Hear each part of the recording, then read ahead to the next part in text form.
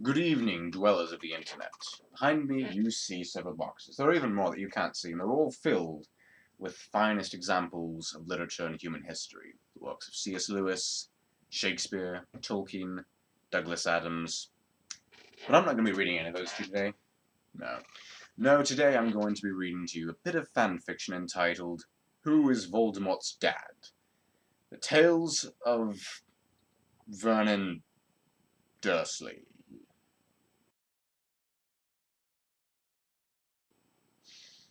Somebody sent me this bit of fan fiction, and I'm assuming that it is going to violate and defile canon in many horrific and messed up ways. Hopefully it's not terribly awkward, but let's dive into it, see what happens.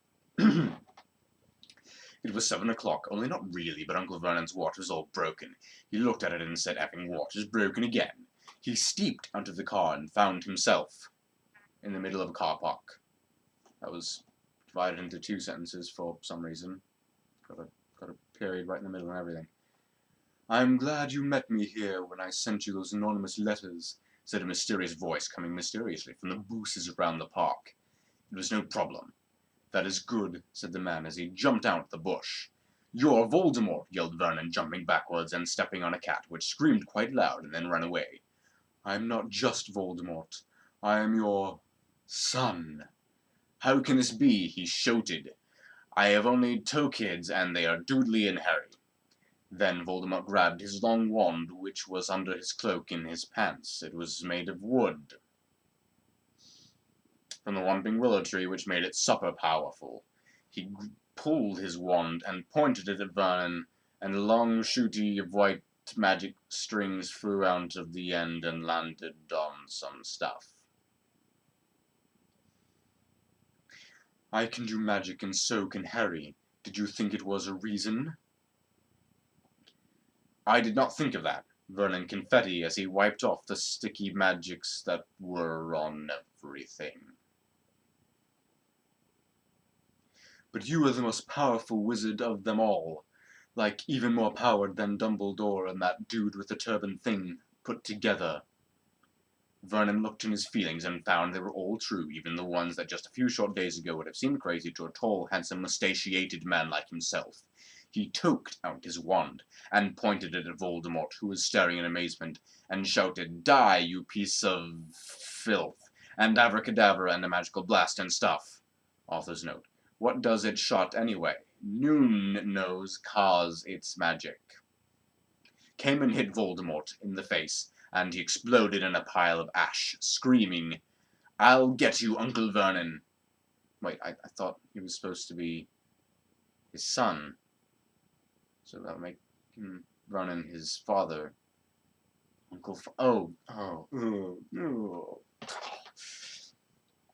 Vernon looked down in shock at his wand, and the magic dripping from the end told a million stories like nothing ever could. What the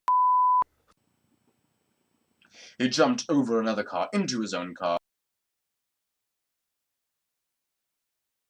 and slammed on the brakes and screamed out of the car park, laughing like a maniac. Meanwhile, in Hogwarts. Both meanwhile and Hogwarts have been divided into two words here, apparently. Dumbledore looked at the letter he was writing on his magic typewriter. It said some stuff about really complicated magics, and they were too hard for any muggle to understand, even like Einstein or Obama or the dude with the wheelchair. Suddenly, he looked up at his magicometer, which was busy dancing over his desk like a man on fire, except it was not on fire. It was quite happy and singing to itself. "There's a disturbance in the force," he yelled, jumping to his feet like he wasn't a beardy guy from the Middle Ages or like whatever. He jumped in his car, which was a 1961 Audi Quattro, in bright red with some pink bits too, where magics had exploded. He had made it by magic, so it was like 1,000,000 horsepowers in the brakes. And some rocket booster too. He zoomed away real fast and shot by some cops, but he was magic, and their radar gun didn't work, even though they were magic cops with a magic radar gun, cause he was just that good at magic. Yeah, been shot by one of those radar guns. They really hurt. one shot at me, and I ended up paying $80. That was how bad it hurt. Anyway, he overtaked the night bus, and that tall dude with the spots yelled, "Watch out, you effing psycho!"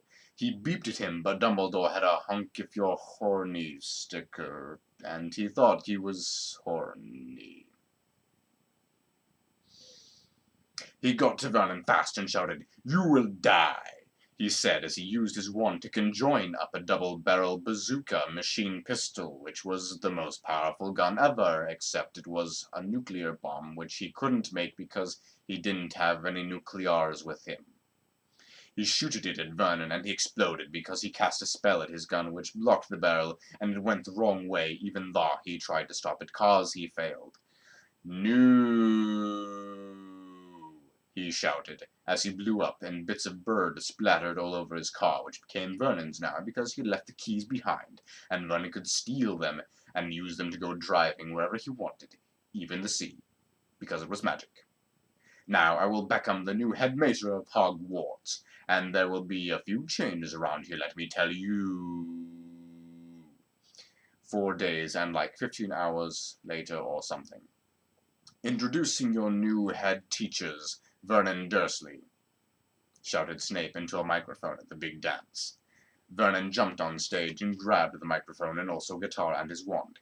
He started marching out to chasing cars. Because he had been chasing cars early, lol. Because we all marched at chasing cars. If I lay here. And soon everyone was joining in, and it was really good, and some peeps even started marching on the stage, and security had to come in and pull them off. Harry was delighted that his dad had finally accepted him for what he was, a magical dude. Marched harder than anyone, even though his glasses fell off and smashed, and someone jumped on them, and then a bird came and stole them away. Ginny walked over and started snogging him real hard, like Shed never snogged before, which she hadn't because she was a virgin, or at least almost one, because this one time she touched Ron, but they were cousins, so it didn't really count. Later they went up to the make-out point and did some sex in Vernon's car. 10 years later. Author's note. This happens instead of that stupid bit at the end of Deadly Halos. Vernon was angry at Harry for getting Ginny all teen pregnant and stuff, but then he looked at the cute baby in his hand, and his heart melted and came out his mouth, in the form of a smile, and also drool. This is a happy day for everyone in the Dudley family, and the Weasley family, and the Potter family, he yelled at everyone at the party. "Can you sing for old time's sake?" yelped Arthur, who was keeping it real on the dance floor.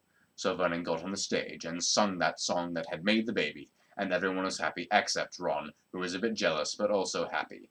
"If I lay here, would you lie with Maya, Ned, just forget the WEILER," he sang. Outside the gig. "We're back, and joined forces and stronger than ever," said Voldemort and Dumbledore at the same time.